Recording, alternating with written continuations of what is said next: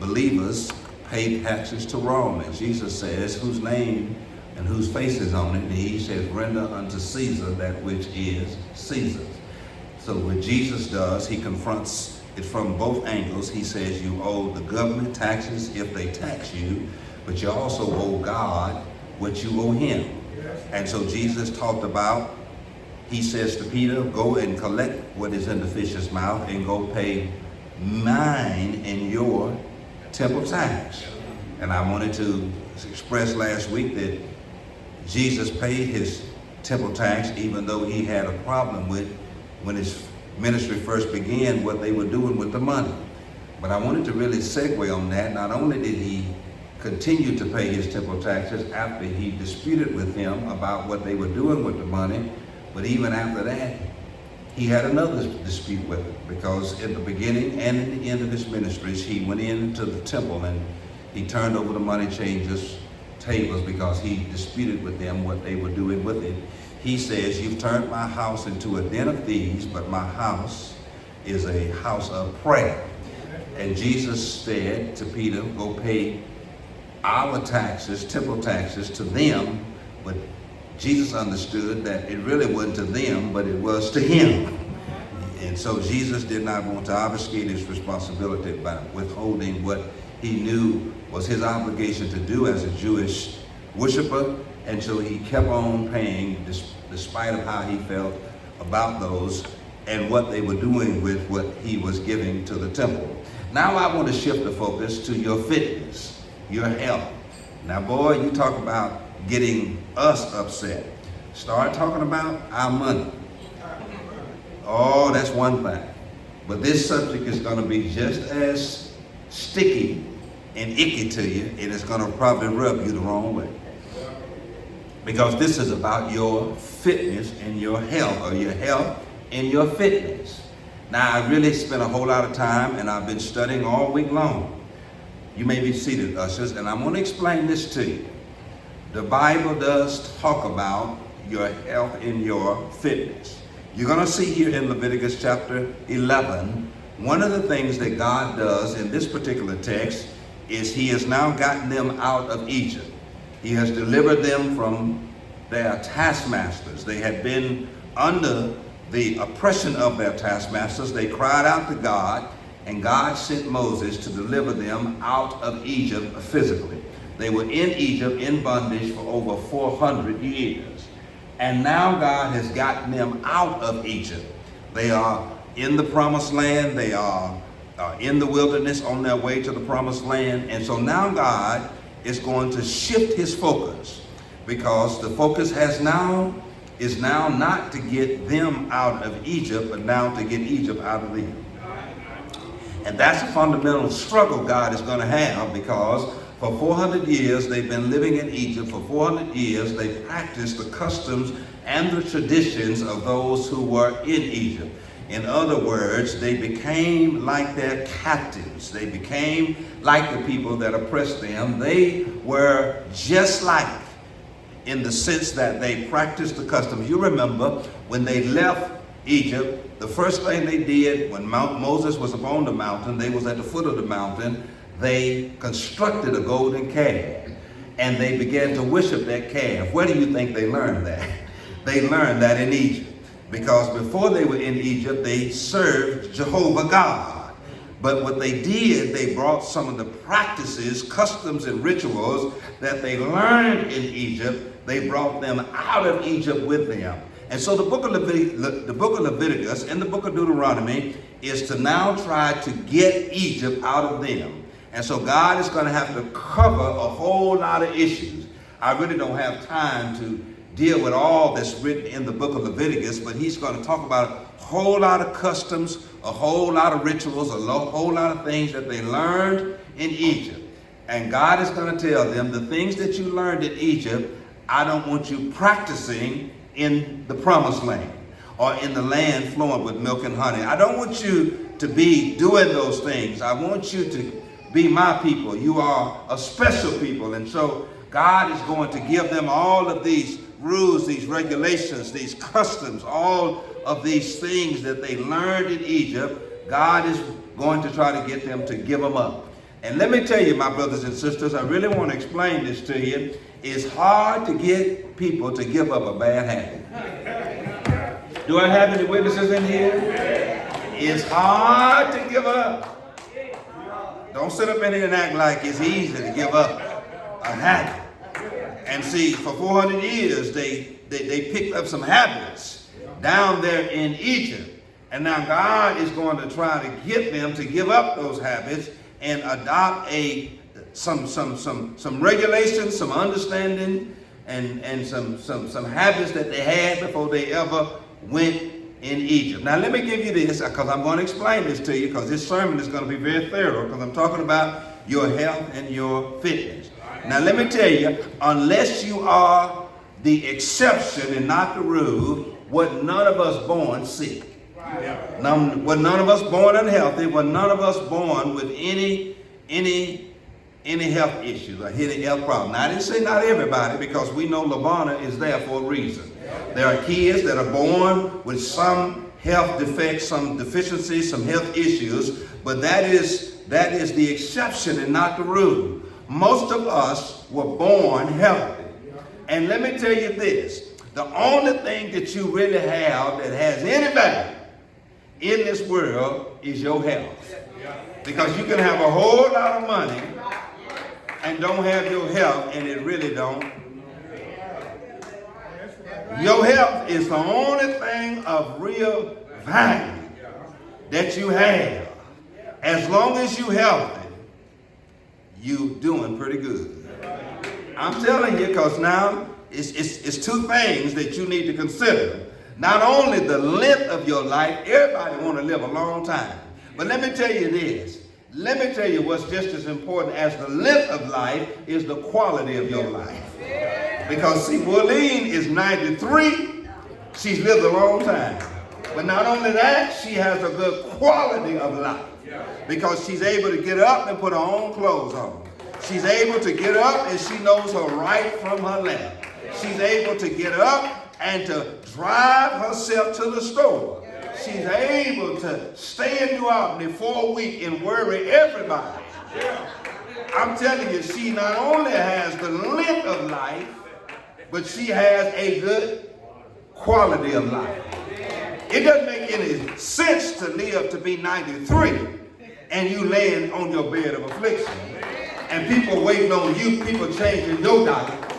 But when you can do what Willeen Jefferson has done and what God has done with her and through her, that's what you want. Not only the length of life, but the quality of life. And I'm telling you, you can't pay for drugs. I'm telling you. And I don't never know her being in the hospital, but real sick. And I'm telling you, your health is all you got. I can give you this fact too. You ain't got but one body to live in this life with. And the Bible says your body is a temple. It is what God uses to house your soul, your spirit, and your mind. And I want to explain this to you. You have a body, which you're looking at mine right now. But in this body, there is a soul. And that soul has two primary things to function in this world, and that is my mind, which is mental, my heart, which is emotional. All of them work together to help me to be a balanced individual. You do know that you can worry yourself sick. You can stress yourself and be physically sick. You got to be careful about what your mind thinks and what your emotions feel, because you can make yourself sick and you're really not physically sick.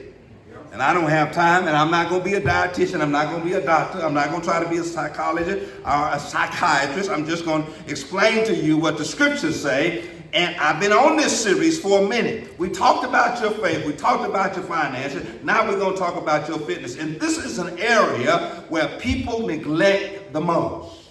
We're more worried about what we put on our bodies and what we do with our bodies than what we put.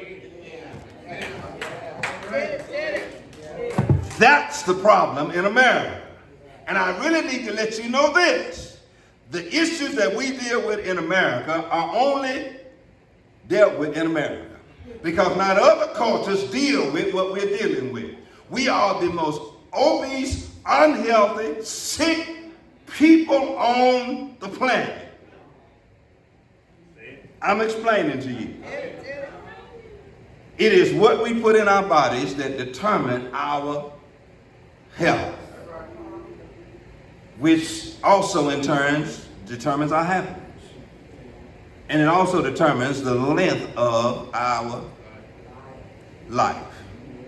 Now, I'm going to be referencing Willie Jefferson a lot today because I've been here for almost 20 years, and 18 years or whatever, and I've been watching her. One thing I do know, she don't eat processed food, and everything she eats, she cooks.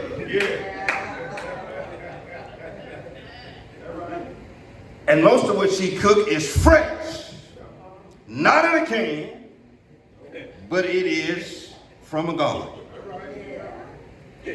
And listen, she is an expert at the blue plate special. And you know what a blue plate special is: a meat and 2 vegetables, cornbread and dessert. But we have abandoned that, and all we consume is fast food, processed food, microwave food. And that's why we're the most unhealthy than we've ever been in the history of the entire world. Now that's just my introduction. I haven't even gotten into the text. Because in the text in Leviticus chapter 11, God is going to speak to Moses and Aaron, and he's supposed to give them some regulations in what not to consume and what to consume.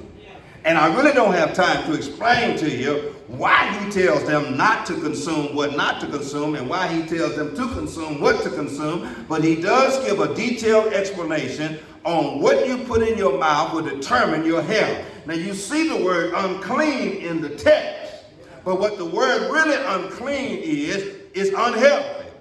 What you consume will determine what your health. And what Americans are consuming is making us very unhealthy. I can tell you the problem we have in America is we don't sit down and eat at the dinner table no more. Most of us, like me and you, we eat too fast. You remember the dinner table was when we sat down all around the dinner table and the food was placed in front of us. But not only did we consume the food, we talked and we had time to digest and eat. And one of the things we need to bring back in America is the dinner table. Quit sitting in front of the TV on your cell phone, consuming your food. And the reason why most of us have acid reflux and digestive issues is that we're consuming our food too fast. We're not chewing because we're in such a hurry. We just eating too fast because we live in this fast-paced society where we do everything fast. And so we in such a hurry to eat to get to the next event or to get back to work or get out in them suites that we're not giving our body time to digest and the enzymes in our digestive system time to dissolve those foods, which causes acid reflux. The food go down unchewed, it goes down in chunks. You are not an alligator. You got 32 teeth for a reason. To chew, that your food goes down in small pieces. The dinner table doesn't exist anymore. And let me give you this thing, and I'm just doing my introduction. Let me tell you another thing we don't do. We don't cook no more. Who cooks? When last time you cooked a food, cooked a meal? And I'm not going to get too deep in this thing, but I'm explaining to you cooking food. Now, one of the things this Leviticus text is going to teach us, and other scriptures that I studied on this particular subject, is this. If it doesn't come from the ground, it's probably not healthy. And most of us overcook the foods that we eat, especially when it comes to vegetables. Man, I knew this was going to be, this sermon going to be about like money, TJ. It's going to rub folk the wrong way. So let me go on and get to the text, what he says, because he's going to say something in Leviticus chapter 11, and you got to pay particular attention and detail to what God is saying. He's not saying if you eat this way, you're going to become more spiritual. It's going to make you more holy. But he is saying you can eat and have a more healthy life. And you can stave off some of the diseases and sickness, and you can prolong your life, and you can have a good quality of life. Now, let me give you these three things before I get into this text again. Let me give you three things you can't avoid. First of all, you can't avoid dying. You die. Nothing you do in this world is going to keep you from you dying. Once upon a man to die, and after death, judgment. So you can't, listen, this sermon ain't to try to help you to get healthy, to keep you from dying. You're going to die even though you are healthy. Let me give you the second thing. You're going to get sick. I don't care how healthy you eat, how much you work out, how good the medicine you take, you're going to get sick.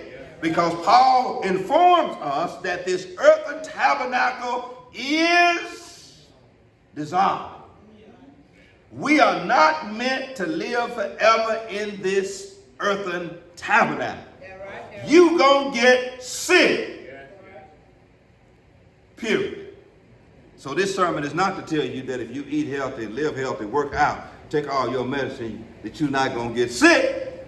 Because healthy people, young people, get sick.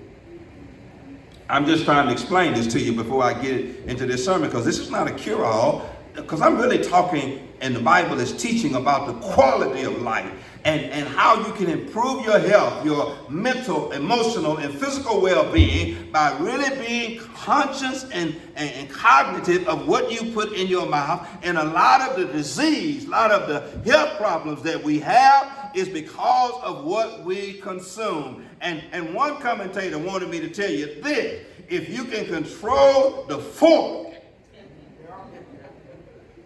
because we don't like to talk about this sin of gluttony. And see, we want to talk about everything else and condemn everybody else. But when it comes to gluttony, and gluttony is to consume more than what you need because you have no appetite control. And let me tell you, being not able to control the fork is never about food. Food is a byproduct. But you got other emotional and mental issues that you deal with, because you can be an emotional eater. Not because you're hungry, but because you are dealing with some issues. And so you eat in order to suppress. Preacher, we didn't come to church to hear all this. You've been knowing what I've been preaching about for a year. I'm trying to explain to you this text. Because your health is important, and you got to really be conscious about what you consume, how you eat. And I'm really talking about your health and your fitness. So I'm putting these two together, because let me tell you, I don't care what kind of fitness routine you got, until you learn to eat right, it really don't matter. It will cancel out how much fitness and recreational and exercise activities you have. That's really not where you win the war to reclaiming your health. How you reclaim your health is by what you put in your mind, and then it goes into your body. And until you get that straightened out, now I ain't gonna get too deep, because I know y'all get upset with me, but I'm gonna explain it to you. You can be healthy and you can be fit. You can have a good dietary routine. Make sure you are careful about what you put in your body. And then you can have a fitness routine where you can walk at least 10 to 15 minutes a day. Now, if you over 50, don't try to run. It'll tear up your joints. Just walk around the track. Don't try to do too much, but listen, get up and become physical, even walking in the backyard to the mailbox can help to improve the quality of your health. And let me tell you this, and I'm just really giving an introduction, trying to open up this sermon. Now let me tell you what I didn't know. Black people have a deficiency in vitamin D. You know where we get vitamin D? From the sun. Get out the house. Sit on the porch and take in a little sunshine. Get off that couch. Quit being a couch potato. Go sit on the back porch or the front porch. Get some sun. That's how you naturally get vitamin D. And you get vitamin D and you don't even get sunburn. Y'all will get that on the way home. But most black people have a vitamin D deficiency, and you need vitamin D. It will help to increase your energy. I'm not talking as a dietitian or as a doctor, but I did do my research in this particular text. You got to make sure that you are careful and conscious. Let me give you what Leviticus says. Now, he's going to talk about a whole lot. Now, listen, he finna mess up the way you eat. He's not talking about if you eat this way, you're going to be holy. He says if you eat this way, you're going to be healthy. Because what happens is we don't consider the long-term effects and the long-term outcomes of how we eat. Because when we eat it in the moment, we don't even see it. But the long term is what we don't consider. Okay, he starts out in chapter 11, and I'm going to kind of go over this with you, and then I'm going to, because this is just an introduction to this sermon about your health and your fitness. But do you agree that your health is important? Don't you want to feel more healthy? Don't you want to have more energy? Now listen, I'm 56 now. I mean, what I used to feel, I declare I don't feel it no. I mean, I ain't got no pep in my step. Now, you go online and say you got one. I see Clyde and his wife out there walking. She be in front, he be behind. She laps him 2 or 3 times. He ain't got no pep in his step. I'm telling you, but you get to a certain age, you really need to start looking into your health. Because I guarantee you ain't going to get no younger. Amen. And what I've discovered is I got more time behind me than I probably got in front of me. And so I'm going to spend some time really focusing on trying to improve, because I want to be like Miss Jefferson. I'm telling you, it was folk at the Congress last week, they were barely moving. They were barely moving. Some of them on canes. Some of them in wheelchairs, and we had to pull some folk up, not steps, but a step. And she jumped up 3. See, that's what you want. And it's a secret to that. So this is what he says. The Lord gave Moses and Aaron the following regulations to the people of Israel. You may eat animals that have a divided hoof and chew the cud. I ain't gonna get too deep into this, but a divided hoof, that means they got 2 toenails. And that means when you look at their feet, that it's divided. One of the most popular shows on Facebook and YouTube is the Hoof PD, the hoof doctor. You know how you be messing with them horses and cows' feet. So we know that a horse, his hoof is not divided, so you can't eat no horse. But now a cow, his hoof is divided. But then he also says that whatever you eat that has a divided hoof must chew the cud, and it must eat grass. And I don't have time to explain that to you. To chew the cud, you do know that a cow has about 3 stomachs. One takes in, the other one stores, and then before it digests, the one that takes in and the one that stores, he regurgitates and he chews the cud, which is called ruminating, and he chews it and then digests it. And it's amazing to me how we can't see that here is a cow that's a vegetarian. Look how big and strong that thing is. Don't consume any meat, but all he do is eat grass all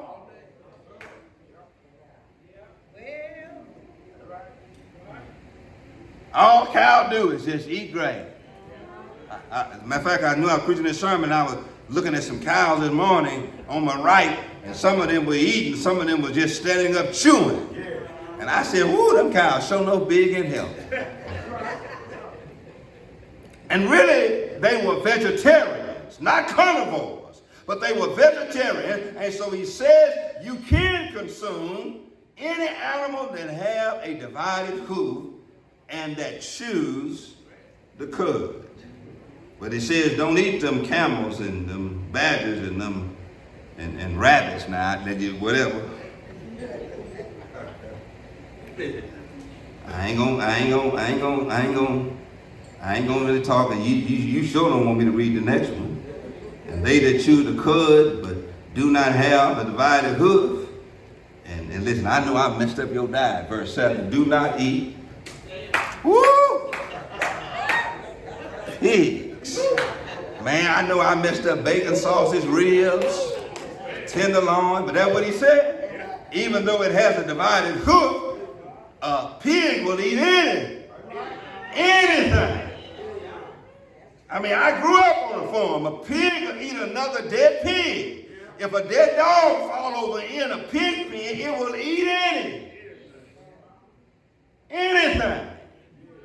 And I know a pig feet got a divided hoof because I eat them. I used to eat pig feet. But he says even though it's got a divided hoof, it does not chew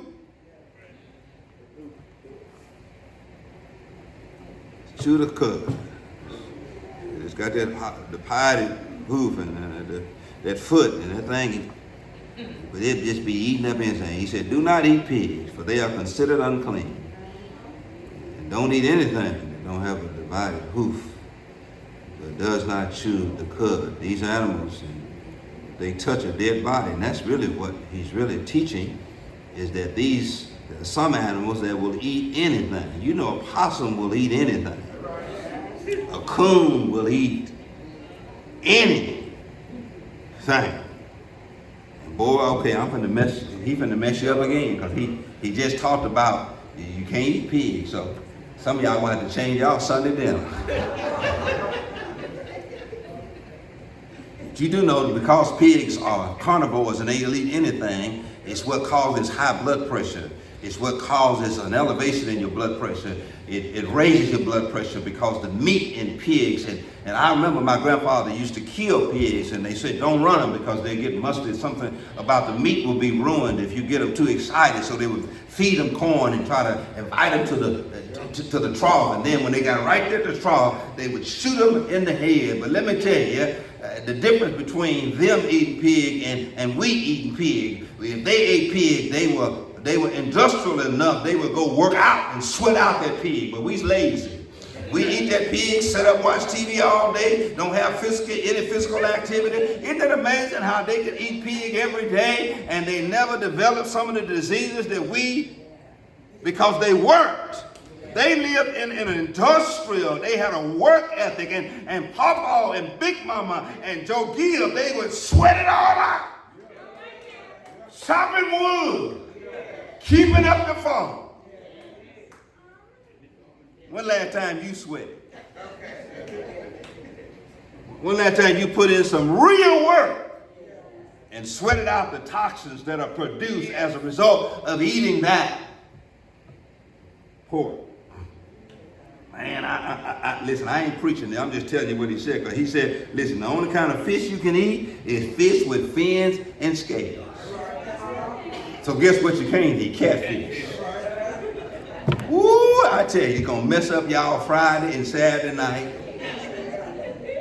The only fish that are healthy, according to God, is fish with fins and scales.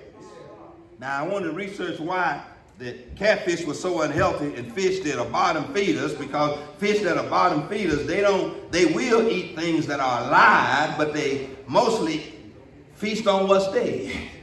Catfish are bottom feeders. They eat mud. They eat anything that falls to the bottom of a lake. Is what catfish eat. And one commentator put catfish and pigs on the same. I mean, listen, I ain't making this up. You may eat fish that have fins and scales. Now, some of y'all are going to have to switch to whitings and leave that catfish alone. But I'm just telling you what the book said. And he says you can eat fish, but make sure they have fins and scales.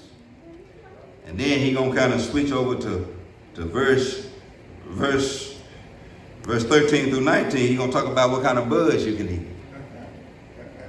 And listen, you can still eat chicken.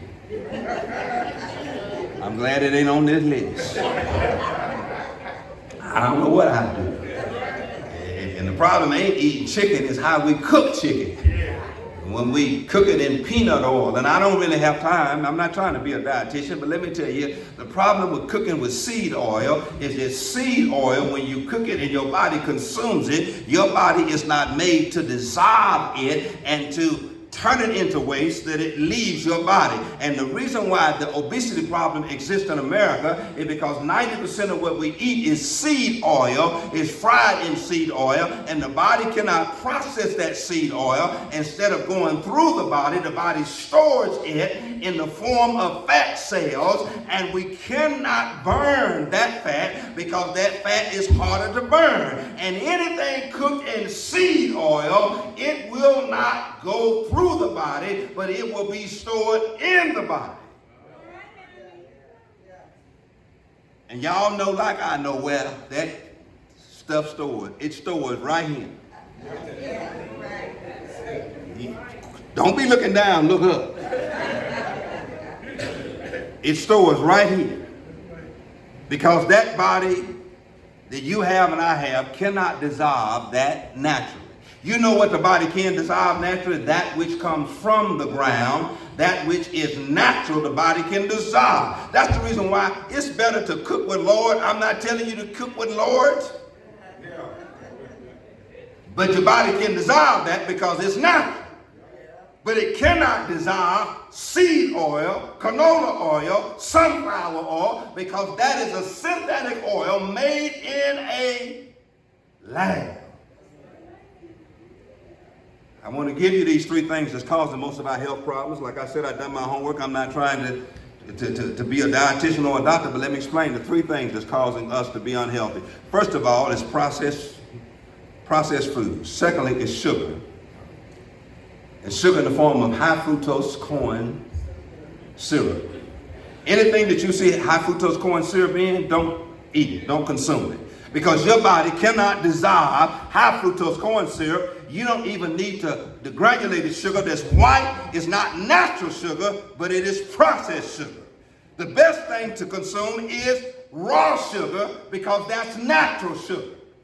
But anything that is processed, your body cannot process, break it down, and dispose of it through either your urine or through defecation. And so it stores it. And because it stores it, it stores a lot of it. And then it throws off everything. Y'all mighty quiet on me. I'm finna hurry up and take the exit on this sermon. I'm trying to explain to you. Processed foods, high fructose corn syrup. And then I was eating a honey bun the other day at the place I volunteer, and I looked on the back of it, and you know what it said? Biochemically engineered. What even does that mean? Biochemically engineered, that means there are living cells, they are putting it in our food to make us addicted. You know, high fructose corn syrup is the most addictive chemical in the world. They put sugar in everything. What you putting sugar in microwave popcorn for? Sugar is in everything because it is the most addictive substance in the whole world. Why do you think you're drinking 5 Cokes a day, 3 Diet Cokes, eating Snickers and M&M's and Skittles? Because your body is craving. One dietitian said it's like the new crack. Your body just has to have it because they put it in everything. Processed foods. Boy, I tell you, I'm trying to walk light, because don't nobody love a lonely sandwich like I love it. But you know, lonely is whatever is left over. They wash it, process it, press it together, and they use all of these chemical glues to hold it together. And then we fry it, and you know how we like it burned. And we activate the chemicals that they put in there to bond it together. And those chemicals that they put in there, we put them in our body.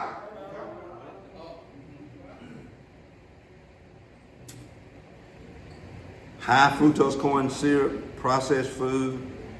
And then let me tell you, we eat too much food that is not natural. Now I'm gonna tell you, this experiment this guy did, and I'm almost closing. The guy took a Twinkie, and he did this 25 years ago. He took that Twinkie and put it on his shelf, and he wanted to see what would happen if he put that Twinkie on the shelf. And so he put that Twinkie on the shelf 25 years ago.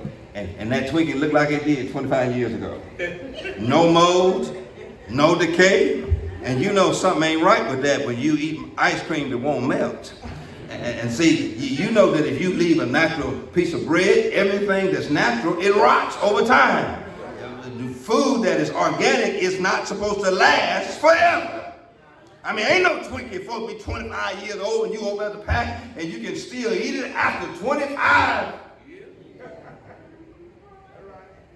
If it doesn't decay, if it doesn't dissolve, if decomposition don't set in, something is wrong. And we're eating ourselves to an early grave. We're eating ourselves to unhealthy lifestyles that decrease the quality of life. We are literally eating ourselves to being sick and overly medicated. And I don't want to talk about the medications that they give us. They give us medications to eat. Then they give us medications to stop eating. They give us medications to fuel our appetite. Then they give us medications to suppress our appetite. It's just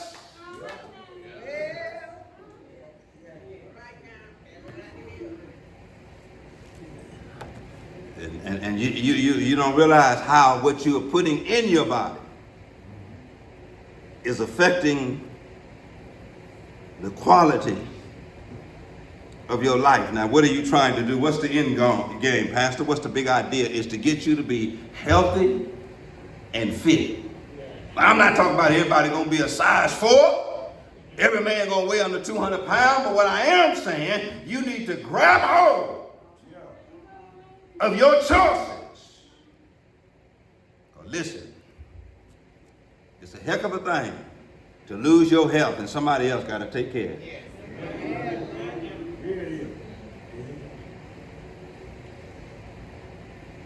It's a heck of a thing to have to be taken to the bathroom and changed after you use the bathroom. And you got to improve the quality of your life. See, I know y'all didn't want to hear this. And then he talked about in the next section, in verses 29 and 30, don't be eating mice and lizards and We ain't gonna have no problem right there. I mean, go to Florida all you want to, but don't eat no gator bites. It's just a big lizard. I'm just telling you. These things help make you healthy. I'm talking about your health. You cannot afford to neglect your health. What you eat. Now let me give you this. I'm going to give you a couple things, and I'm going to my seat. The most important meal you eat every day is breakfast. Because breakfast is going to fuel you. It's going to start your metabolism. It's going to tell your body to wake up. And what you put in your body at breakfast is going to help to determine your mood, your attitude, because when you consume food, not only does it awaken your physical body, but it awakens your physical and emotional mind and heart. And if you eat, now listen, I'm telling you right now, to eat a glazed donut in the morning, it's going to elevate your blood sugar. And you're going to have an energy rush. But about an hour later, you're going.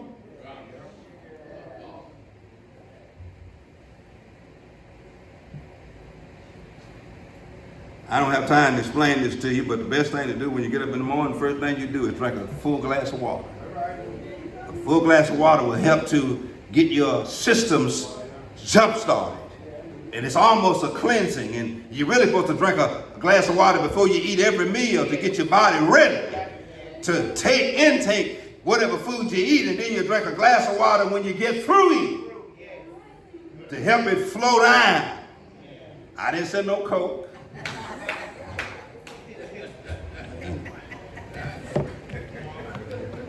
Now let me deal with this because I'm just trying to really be helpful. Your health. Now let me tell you what the pharmaceutical and the agricultural complex does in America. They work together. The pharmaceutical complex says you feed them food to make them sick, and we'll make medicine to make them think they're getting well. And because they all work together, the pharmaceutical complex works with the ag complex, and it's almost like it's all a game to them. All they trying to do is make money. You mean to tell me in every other industrialized nation, they ain't having problems with diabetes and heart disease in Africa? They eating healthy. They eating off of the land. They're eating stuff that's not been processed in a factory. They're not having red color injected into their meat. They're not adding high fructose corn syrup to their, in the countries of Europe, you can't even put high fructose corn syrup in any beverage. Only in America. Which makes you addicted. Some of y'all say, well, I drink Diet Coke. Really? You think you are doing... Listen, let me talk about your fitness. I talk about your health because I'm going to be dealing with your fitness. Now, let me tell you, I can't tell you what to do, but you need to get active. I'm going to tell you how lazy culture has made us. Remote control.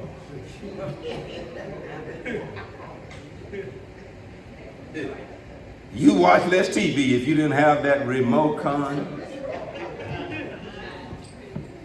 You remember you had to get up and turn the TV, and then back in the day, Brother Cannon, that wasn't going to guarantee the station was going to come. You had to go outside and move the antenna.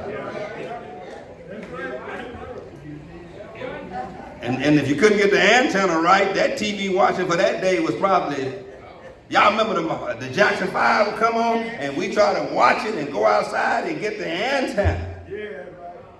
I'm just talking about how active we were. You know what a microwave does? Microwave is the most unhealthy thing you can have in your house. You know microwaves send out these microwave signals, but also the packaging in which things are microwaved in has chemicals in order to make their chemical reaction. And when you microwave things in the microwave that are in packages, the chemicals that are on those packages get on the food and you consume those foods.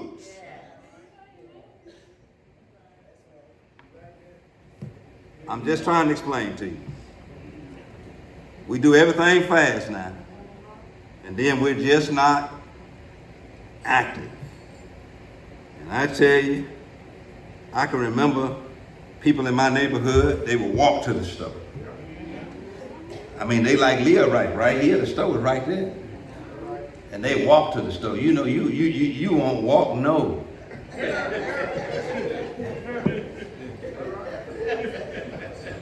I mean, I'm going to help some of y'all. Now, I'm sick of y'all trying to get the closest parking space to Walmart. Park out your and walk. I mean, you've been riding around 30 minutes trying to get the parking space right next to the handicap space. It wouldn't hurt you one. Park all the way down yonder. Because what you've been to buy in Walmart, you're going to need that walk.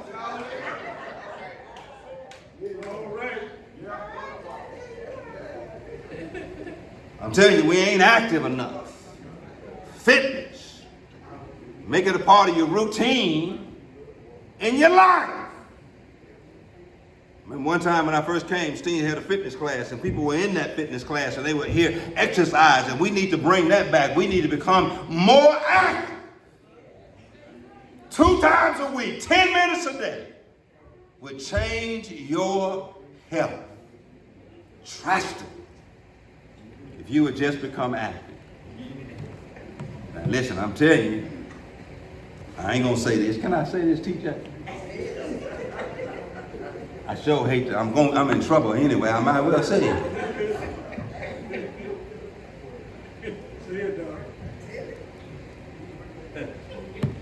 Quit hating on folks. I mean, they look like that because they work out, they eat healthy.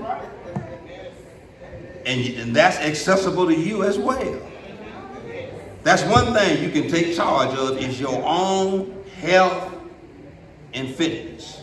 One is about what you do when you eat, and how you eat and how much you eat.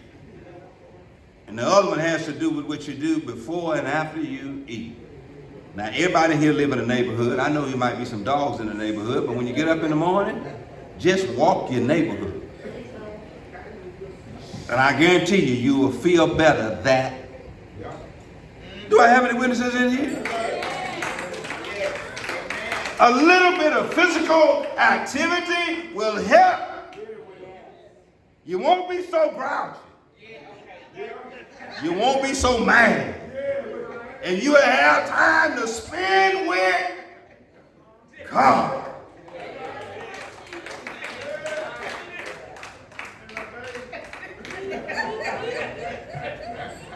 Butch is having too much fun over there.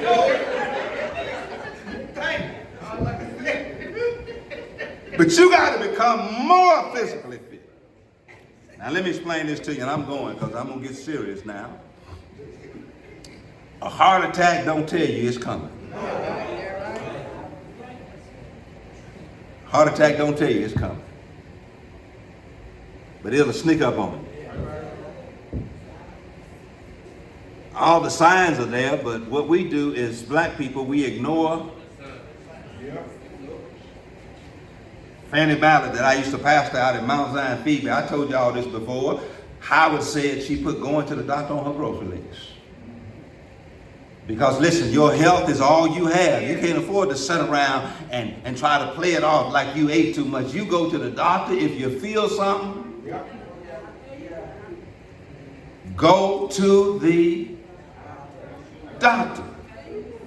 I'm not for 1 minute telling you not to seek medical help, not to follow the doctor's orders. But some of the things that cause us to be sick and unhealthy can be turned around by healthy eating and fitness and physical activity. You increase your elevation of your insulin in your pancreas if you just get up and work out and eat something healthy, something that doesn't spike your blood sugar. And even if you eat a healthy breakfast, if you would just get physically fit, I'm trying to get you physically engaged. Not to lose weight, but to get healthy. Let me give you this. We won't by miracle.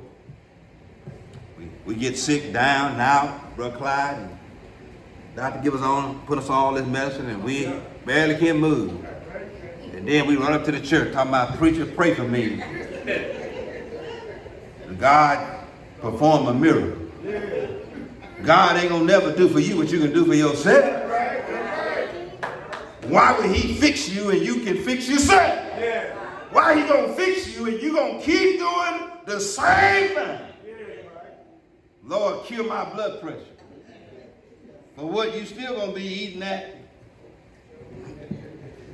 Every head bowed and every eye closed. I told you I wasn't gonna be long. Your health is so important. Looking at Facebook this week about a librarian that got killed in an accident. Sad. Things just happen. You can't keep death from happening. Then our good friend Chris Traylor discovered he has leukemia.